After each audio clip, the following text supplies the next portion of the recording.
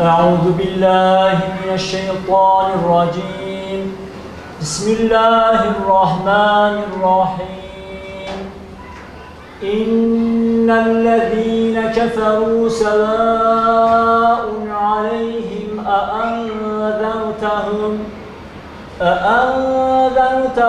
أم لم تنذرهم لا يؤمنون ومن الناس من يقول آمنا بالله وباليوم الآخر في قلوبهم مرض فزادهم الله مرضا ولهم عذاب أليم بما كانوا يكذبون وإذا قيل لهم لا تفسدوا في الأرض قالوا إنما نحن مصلحون ألا إنهم هم السفهاء ولكن لا يعلمون بسم الله الرحمن الرحيم إن الذين كفروا سواء عليهم أأنذرتهم أم لم تنذرهم لا يؤمنون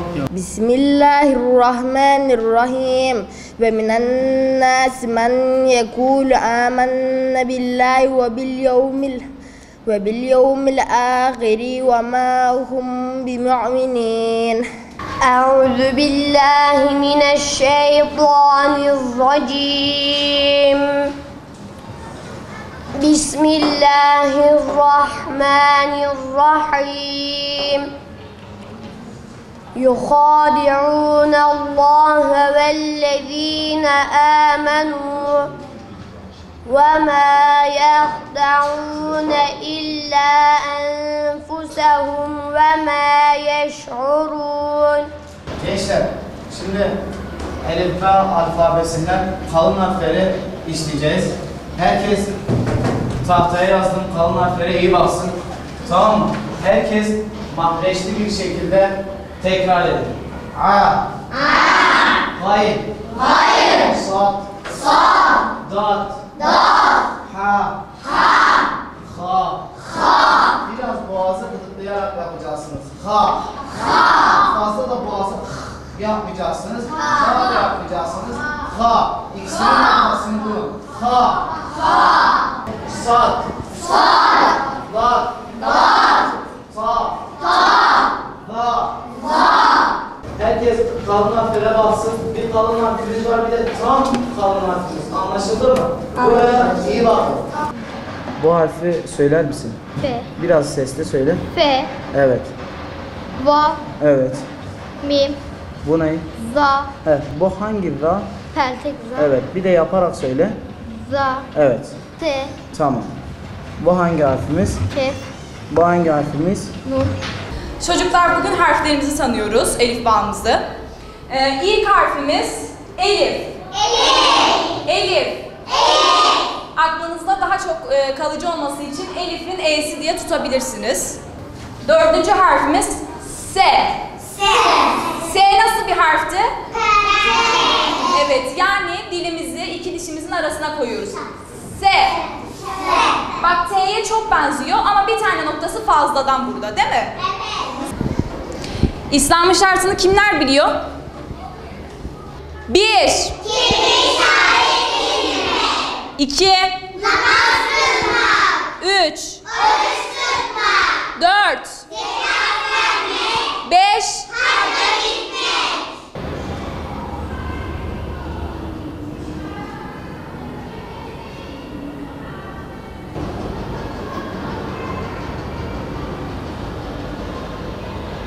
Bismillahirrahmanirrahim.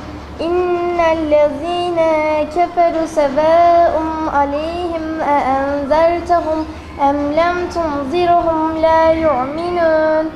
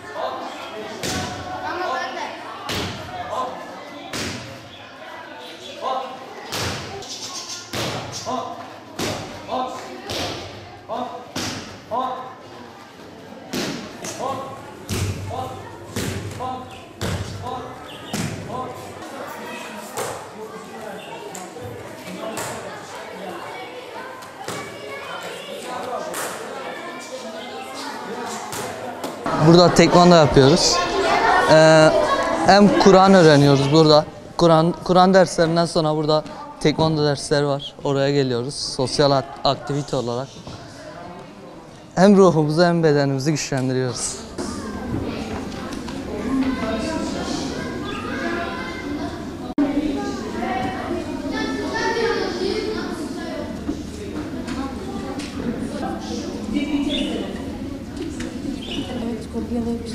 Öyle de olur da tam sesi.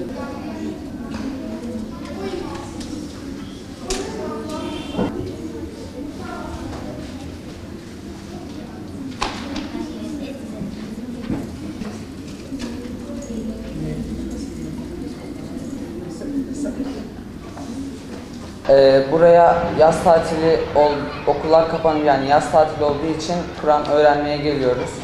Eğleniyoruz, güzel bir yer. Yani bu yaşta bu Kur'an'ı öğrenirken ileride sıkıntı çekmeyiz, ileride daha iyi öbür dünya için hazırlanırız. Burada akıllı tahtayla beraber daha kolay bilgi sahibi ediniyoruz. Kur'an-ı Kerim öğrenmek gayet eğlenceli ve güzel. Burada sadece Kur'an-ı Kerim değil, sosyal aktiviteler, spor vesaire aktiviteleri de yapıyoruz. Burada Kur'an'ımızı öğreniyoruz, dinimizi öğreniyoruz. Çok güzel bir sistem. Sadece burada Kur'an'ı öğrenmiyoruz. Kur'an-ı Kerim'i okumak çok güzeldir. Dinimizi öğrenmek çok güzeldir. Okullar tatil olduğu için yaz Kur'an kursları açıldı. Biz buraya geldiğimiz için çok mutluyuz. Kur'an-ı Kerim'i öğreniyoruz. Bize doğru yolu gösteriyor. Kur'an-ı Kerim'i okuduğumuz için çok mutluyuz. O bizi Allah'a doğru yöneltiyor. Buraya Kur'an öğrenmeye geldim. Kur'an-ı Kerim'imi geliştirmeye geldim ve dini bilgilerimizi öğreniyoruz. Birçok güzel dersimiz var. İlahiler söylüyoruz. Peygamber Efendimizin hayatını öğreniyoruz. Kur'an-ı Kerim öğrenmek çok güzel. Kur'an-ı Kerim'in dediğini yapıyoruz. Onun sünnetlerine uyuyoruz. Uymaya çalışıyoruz daha doğrusu. Yapabildiğimiz kadarını yapıyoruz. Zaten Kur'an-ı Kerim'i okumaktan çok zevk alıyoruz. Kur'an-ı Kerim çok güzel. Okurken kendimi iyi hissediyorum. Camimizde gerek Türkiye'mizde gerek Gaziantep'imizde Kalkınma Bakanlığı SODES tarafından ilk uygulanan bir projemiz. Şu an için 1200 civarında kayıtlı öğrencimiz var. Spor merkezimize ait. Yaz Kur'an kurslarımızda 1000'in üzerine çıkan bir öğrenci talebimiz var. Hem öğrencilerimizi hem eğleniyoruz hem öğreniyoruz mantığıyla hareket ederek çocuklarımız sınıflarda Kur'an öğrenirken, dini bilgiler alırken, vatan, millet, bayrak sevgisi alırken aynı zamanda eğitim merkezi, gençlik merkezimizde de spor yapıp tekvando, masa tenisi, satranç, fitness şeklinde 5 dalda sporumuz varken kütüphanemizde de görüldüğü gibi dini bilgilerini ve milli manevi değerlerini burada aynı zamanda öğreniyorlar. Şu an maalesef Gaziantep'imizde 24 tane riskli mahallemiz var. Kötü alışkanlıklara bulaşan öğrencilerimiz var. Burada cami merkezli kötü alışkanlıklardan arınmış, toplumla, milli manevi değerlerle barışık, ümmet bilincini alan, vatan bilincini alan, bayram sevgisini alan bir gençlik yetiştirmek. Ama bunu yaparken de cami merkezli yapmak. Ve şu an biz onu görüyoruz. Daha önceleri lavabolarımızı açamazken, zararlı alışkanlıkları olan gençler tarafından rahatsız edilirken, burası gençlik merkezi olunca şu an elhamdülillah onların hiçbiri gelmez oldu. Ve hatta onlar eğitim merkezimize, gençlik merkezimize devam eder hale geldi. Ve bunu bütün Türkiye'mizde, bütün camilerimize cami merkezli bir gençlik merkezini acizane tavsiye ediyoruz. Genel olarak yaz Kur'an kurslarımızda eğitim ilkemiz ve hedefimiz çocuklarımızı eğlendirerek öğretmek, yaz tatillerine de dokunmadan, onlara sanki bir tatillerine gasp ediyor, tatillerini alıyoruz şeyi vermeden, bir duygusu, bir anlayışı vermeden, kendi aralarında dostlukla, arkadaşlıkla, çeşitli sportif, sosyal ve kültürel etkinliklerle, yarışmalarla, bilgi yarışmalarıyla ki bu sene ilave ettiğimiz çocuklarımıza hem bilgi yarışması hem Kur'an-ı Kerim yarışması şeklinde yeni bir etkinlik de koyduk.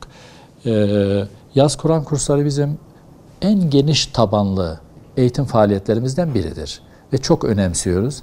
Her senede elimizden geldiği kadar pedagojik şeyleri de değerlendirmeleri de dikkate alarak